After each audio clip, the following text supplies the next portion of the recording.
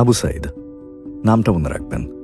রংপুরের ছেলে আবু সাইদ বেগম রোকেয়া বিশ্ববিদ্যালয়ের ইংরেজি ডিপার্টমেন্টে পড়ে। কৃষক পরিবারে বড় হওয়া সাইদের স্বপ্ন বিসিএস ক্যাডার হবে, সংসারের অভাব দূর করবে। পীরগঞ্জ উপজেলার প্রান্তিক গ্রাম থেকে বিশ্ববিদ্যালয় পর্যন্ত অনেকটা পথ পাড়ি দিতে হয়েছে তাকে।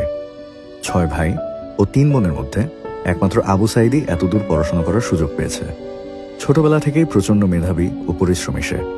ক্লাস 6 থেকে ভার্সিটির খরচ পর্যন্ত নিজের টিউশনির টাকাতেই করেছে সব।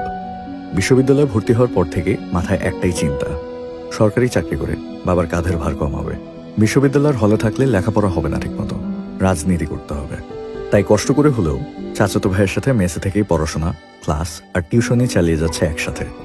2024-এর জুলাই মাস, দেশ জুড়ে চলছে কোটা সংস্কার আন্দোলন। তাতে অংশ নিচ্ছে আবু সাইদও। বেগম রোকেয়া বিশ্ববিদ্যালয়ের অন্যতম সমন্বয়ক সে। 16 জুলাই দুপুর 12টার দিকে মেস থেকে বের হয় পার্কের মোড়ে আন্দোলনে যোগ দিতে। যাবার সময় ভাই রুহুল আমিনকে বলে 3টা থেকে মিছিল, উনিও চাইলে যোগ দিতে পারেন।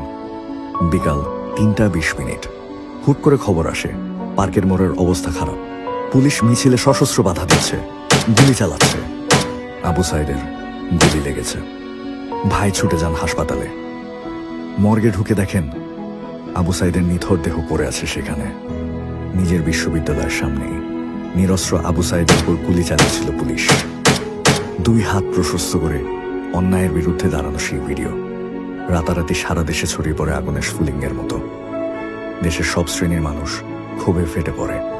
কোটা সংস্কার আন্দোলন রূপ নেয় বৈষম্য বিরোধী ছাত্র আন্দোলনে।